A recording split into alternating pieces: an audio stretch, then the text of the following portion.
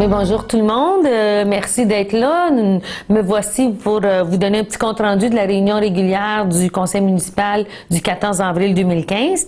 En début de réunion, nous avions la présence de Monsieur Luc Desforges de la firme Champagne-Bellemare-Guimont qui est venu nous présenter les états financiers de la ville pour l'année 2014. Donc, je vais vous en faire un aperçu rapide. Je vous donnerai pas tous les chiffres parce que tout le monde va être perdu et puis bon, je vais vous donner les chiffres principaux, mais le document est public. Donc, si jamais vous voulez des précisions, c'est toujours possible de venir consulter le document à l'Hôtel de Ville. Donc, au niveau des revenus pour l'année 2014, nous en avions pour un montant de 6 162 636 $. Et au niveau des dépenses, nous en avions pour 6 228 563 $ pour un surplus tel qu'anticipé de 23 386 $. Donc, au niveau comptabilité journalière, etc., les fins de mois, nous avons respecté le budget là, dans son ensemble. Au niveau de, une fois qu'ils ont fait les écritures comptables, qui est finalement, nous avons eu un petit peu plus de revenus qu'anticipés, nous avons eu un petit peu moins de dépenses qu'anticipées, nous avions des projets que nous devions réaliser, que nous n'avons pas réalisés. Finalement, après les écritures comptables, nous avons eu un surplus plus élevé qu'anticipé, un surplus de 199 284 $, qui, à la fin de l'année, nous donne à la fin de l'exercice, nous avons un surplus non affecté de 462 045 $. Qu'est-ce que ça veut dire dans son ensemble? Au niveau de l'endettement de la ville, nous avons pour un total d'endettement de 9 793 206 $. Ceci, là, ce sont tout, c'est le montant total de tous les règlements d'emprunt que nous avons au niveau de la ville. Par contre, nous en avons 5 20 865 $ de ce montant-là qui va nous revenir en subvention du gouvernement. Donc, finalement, là, l'endettement net à long terme de la ville est de 4 977 000 $. Puis nous avons fait la demande au comptable à savoir si c'était un montant raisonnable pour une municipalité de notre taille. Et tout à fait, nous sommes toujours dans les normes au niveau de l'endettement de la municipalité. Nous ne sommes pas surendettés. C'est sûr que, bon, si nous voulons réaliser tous les projets que nous avons à réaliser, il faut quand même emprunter. Un petit peu comme dans nos budgets chez nous, dans nos ménages, si on va acheter une maison, mais bon, on risque de s'endetter un petit peu. C'est la même chose au niveau de la municipalité. Donc, ceci nous donne un taux d'endettement, taux global de taxation réelle pour 2014 de 1,9877 du 100 $. Et en 2013, notre taux était de 2,0273. Donc, nous avons eu une légère amélioration en 2014. Donc, ceci, là, comme je vous ai expliqué au début, c'est vraiment un résumé rapide de la présentation de M. Desforges. Donc, pour les gens qui veulent plus de détails, là, on vous invite de venir à la ville pour être capable de consulter le document réel. Donc, ensuite de ça, nous avons commencé notre réunion régulière. Suite à l'adoption de l'ordre du jour, nous avons eu une période de demande verbale. Il y avait des questions dans l'assistance concernant les compteurs d'eau que nous devons faire installer au niveau des commerçants. Je vais vous revenir avec ça un petit peu plus tard là, dans mon compte-rendu. Suite à l'adoption du procès-verbal de la séance du 10 mars, qui était la séance ordinaire, nous avons eu aussi l'adoption du procès-verbal de la séance extraordinaire du 20 mars que nous avions eu. C'était vraiment pour octroyer le contrat pour le projet de réfection du chemin Kipawa. Ensuite de ça, en développement économique, nous étions allés en appel d'offres pour un contrat pour le courtage, pour les terrains, la vente des terrains de villégiature du secteur de la baie Thompson. Donc, c'était vraiment par invitation. Nous avons invité José McFadden du courtier immobilier agréé de Royal Lepage et Ginette Baudry du courtier immobilier Remax à soumissionner. Donc, suite à l'ouverture des soumissions, nous allons octroyer le contrat à Ginette Baudry de Remax pour la vente des terrains de villégiature à la baie Thompson.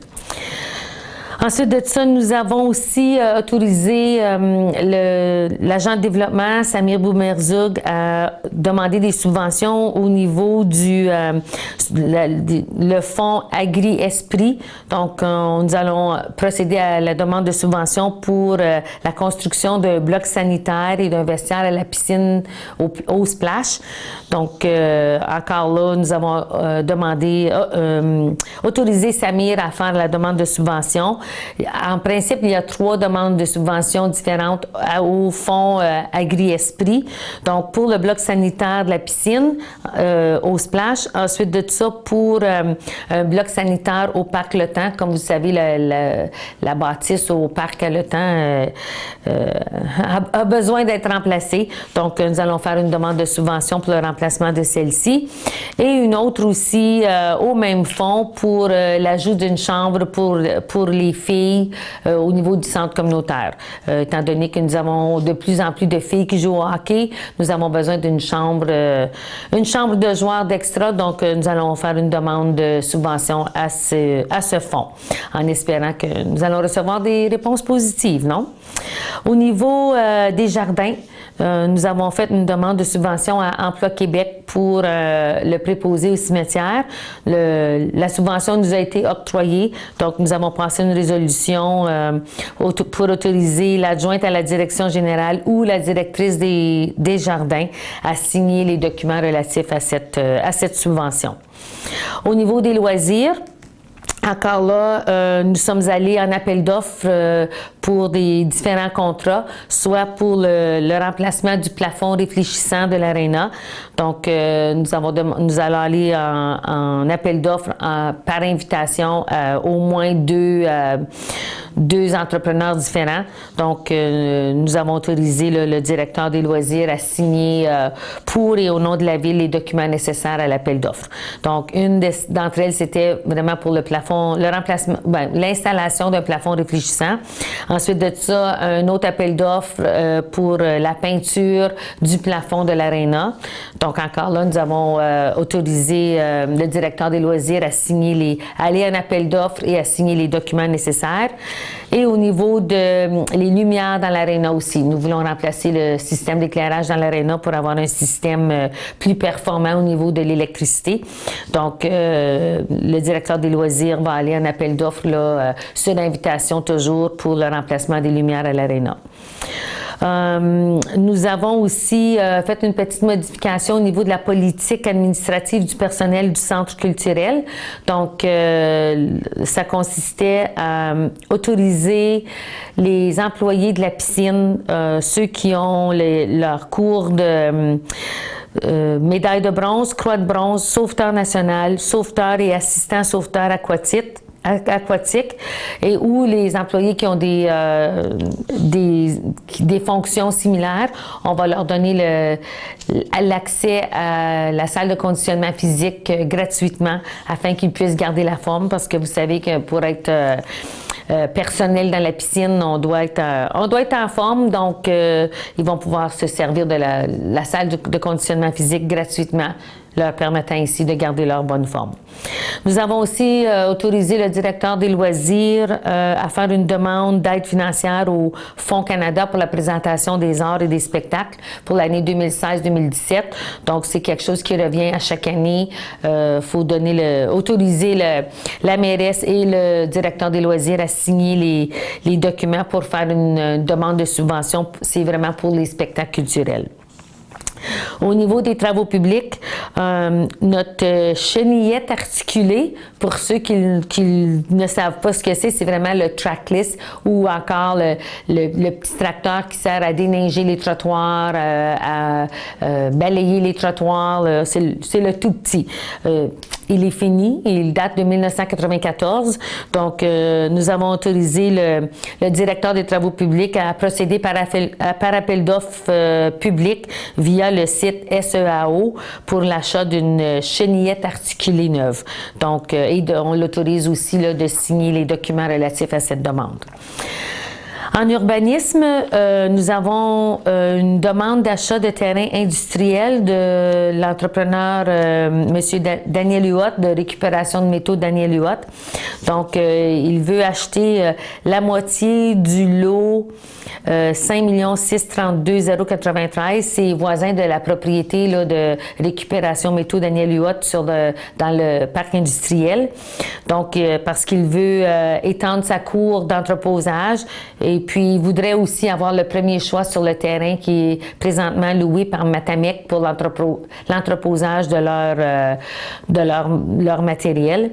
Donc, considérant justement que Matamec loue présentement la moitié du terrain, puis considérant que le conseil est favorable à la vente du terrain demandé par Monsieur Huot, donc nous avons procédé à lui offrir le terrain au prix de 6 $ du mètre carré, plus évidemment les frais de notaire et d'arpentage, et d'autoriser la mairesse et le secrétaire trésorier à signer les documents relatifs à cette demande. Ensuite de ça, on suggère aussi de lui offrir le premier choix après que Matamec ait terminé l'utilisation du terrain avoisinant, que si lui veut l'acheter à ce moment-là, il aura le premier choix. Et aussi, on a proposé de se conserver une servitude d'utilité publique. Donc, derrière une partie du terrain, on se conserve une distance de 10 mètres de largeur par 92 mètres de long pour si jamais nous voulons passer des conduites d'eau et d'aqueduc pour aller alimenter les terrains qui longent la route 101, qu'on soit autorisé de le faire. Donc, c'est d'approuver le plan projet de lotissement et de signer le plan cadastral pour la vente de ce terrain. Pour continuer en urbanisme, nous avions aussi une demande de Marc Gauthier, propriétaire du dépanneur d'Andy, à l'effet qu'il voulait installer une remorque cantine et 4 tables de pique-nique sur le terrain situé entre le 472 et le 484 chemin Kipawa. Donc, le terrain c'est un stationnement présentement entre le dépanneur d'Andy et la propriété avoisinante qui lui appartient aussi. Donc, il voulait installer une cantine mobile qui, dans nos règlements de zonage, lorsqu'il y a comme un genre restaurant qui a besoin de plus de stationnement, il pouvait demander à la municipalité si on pouvait lui donner une exemption de fournir des cases de stationnement là, parce qu'il voulait, dans le cas où il voulait installer une cantine mobile.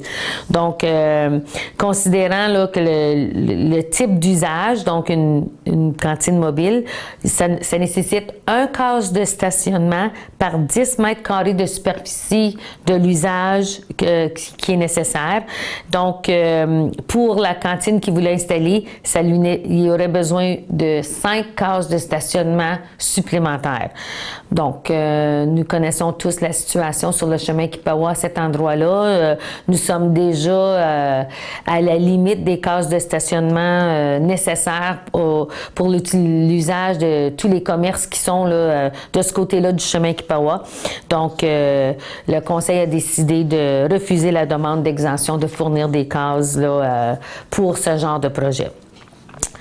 Il y avait aussi en urbanisme la concordance des règlements municipaux au schéma d'aménagement de la MRC. La MRC a eu un schéma d'aménagement qui est entré en vigueur le 15 octobre 2012. Puis il voulait que nous adhérons à le même schéma d'aménagement qu'eux. Donc, il a été décidé d'informer la MRC de notre intention de ne pas modifier notre plan d'urbanisme, le règlement de lotissement, le règlement de construction, le règlement relatif à l'article 116 et le règlement sur les PIIA.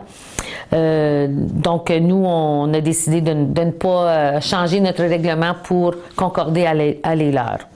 Par contre, au niveau du règlement du zonage, à ce moment-là, oui, nous avons fait un avis de motion un avis de motion qu'à une séance ultérieure, nous allons modifier le règlement de zonage 427 concernant les distances séparatrices entre les usages, les normes, la protection des livres, les normes sur les piscines. Ça va être présenté au Conseil lors d'une séance ultérieure avec dispense de lecture.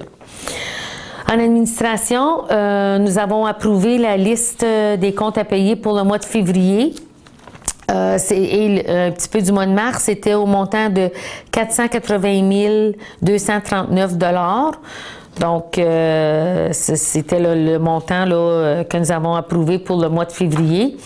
Et au niveau du dépôt de la situation financière au 28 février, pour le mois de février, nous avions des revenus au montant de 4 730 674 pour un cumulatif de 4 796 175 sur un budget de 6 309 347 $.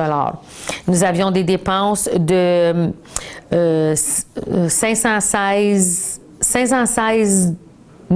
780 pour un cumulatif de 899 833 sur un budget de 4 922 000 $. Là-dessus, nous avons fait un remboursement de capital de 586 105 $. C'est vraiment le remboursement de capital sur le projet de l'usine de filtration d'eau potable.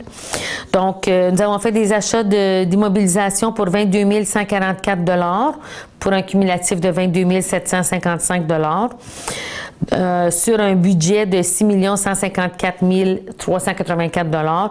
Et ce montant-là, c'est vraiment au niveau de l'achat d'immobilisation, c'est les travaux que nous allons faire sur le chemin Kipawa. Donc, s'il nous a laissé un excédent de 3 605 000 sur un cumulatif de 3 288 000 $. Puis, nous avons toujours un budget équilibré. Et au 28 février 2015, nous avions 675 000 $ sur la marge de crédit. Comme on expliquait les mois précédents, janvier-février, nous n'avons pas d'entrée d'argent. Donc, à chaque année, à ce moment-là, nous devons emprunter sur la marge de crédit.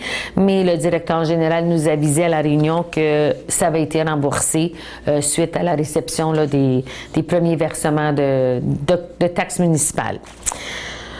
Donc, ensuite de ça, au niveau de l'administration, comme vous savez, nous avons du nouveau personnel à la ville.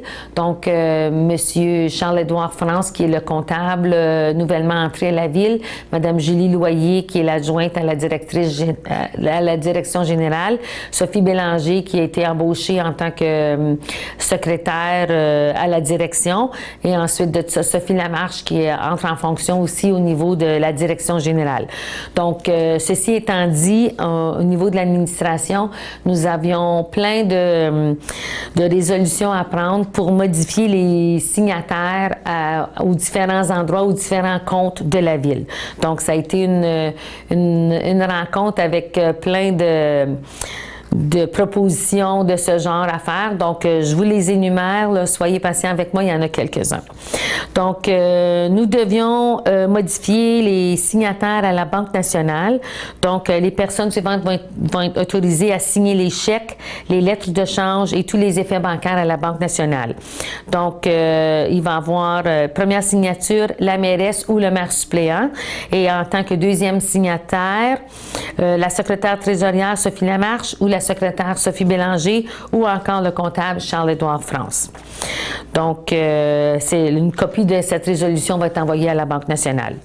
Au niveau de la Caisse populaire, encore là, lorsqu'il y aura des chèques à faire, des lettres de change et autres effets bancaires, ça nécessite toujours deux signatures.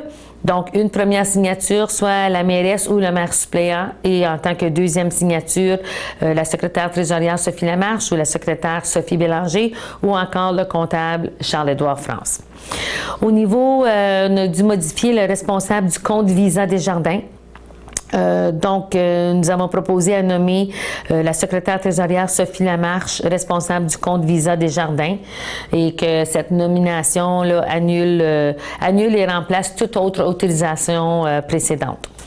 Au niveau du titulaire de la carte Visa, nous avons aussi procédé à la nomination de Mme Sophie Lamarche en remplacement de M. Maurice Paquin au niveau du titulaire de la carte Visa. Au niveau des représentants spéciaux à la Caisse des Jardins du Témiscamingue.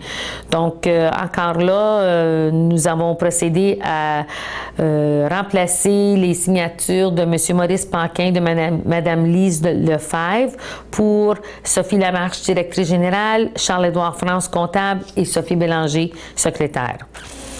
Donc, il y a d'autres représentants aussi là, pour les représentants spéciaux au niveau de la Caisse des Jardins.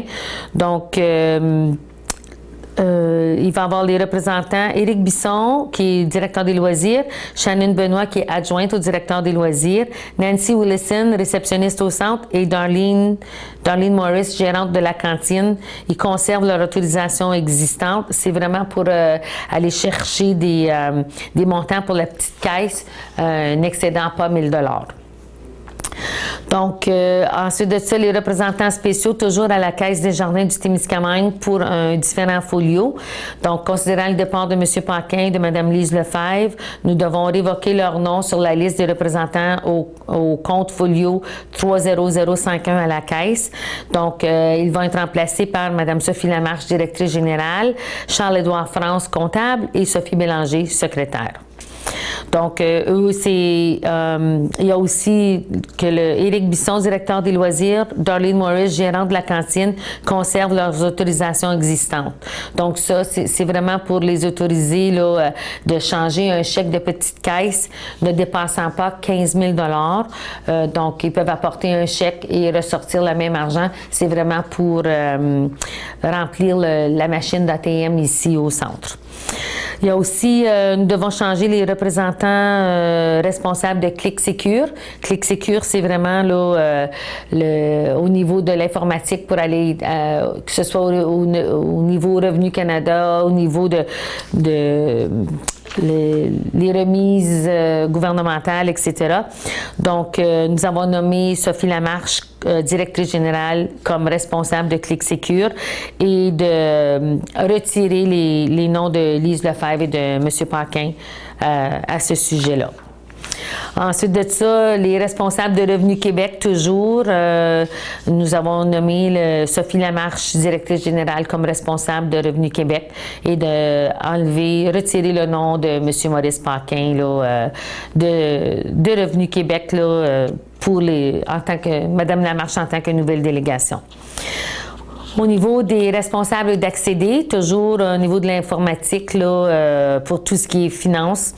Donc, nous avons nommé toujours Sophie Lamarche, directrice générale, comme responsable d'accéder et de retirer le nom de M. Paquin.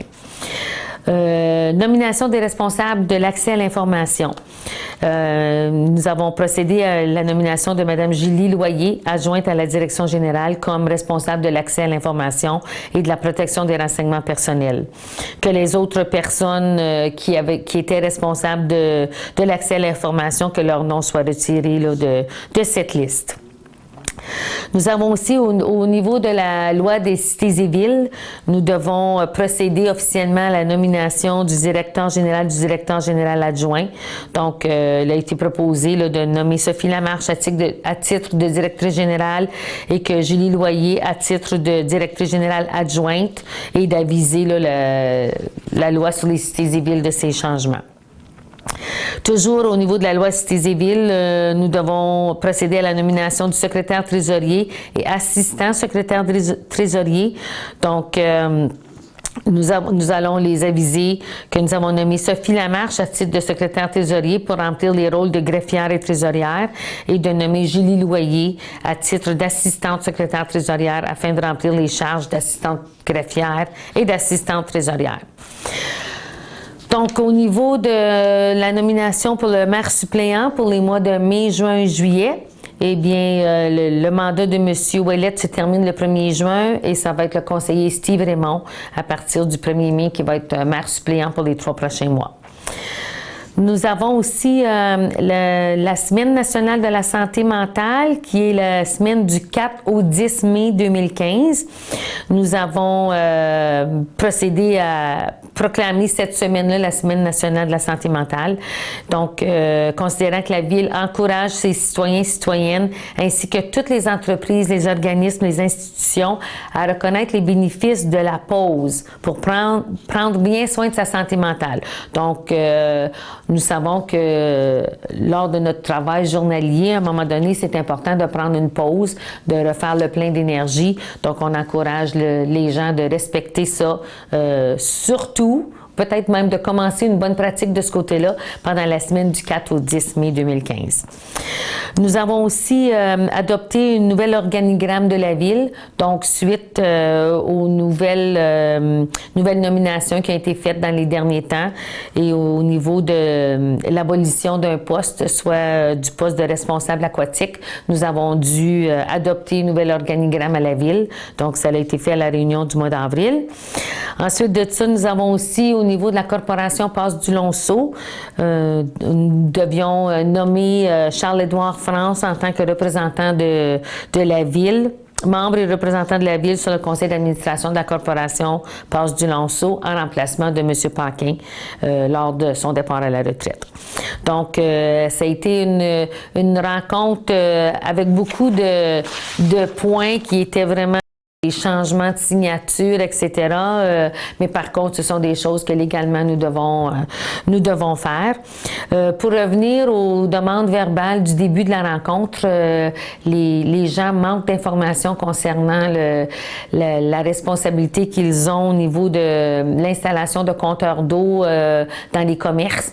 Donc, nous les avons avisés qu'il va y avoir une réunion publique pour tous les commerçants qui sont affectés par cette démarche qui va avoir lieu le 26 mai à 19h ici au centre.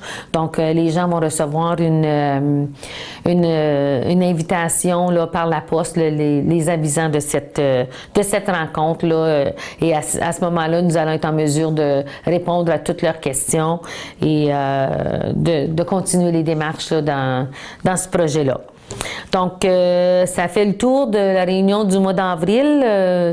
Nous avons eu quand même des félicitations à faire au niveau du comité organisateur de la Coupe Dodge.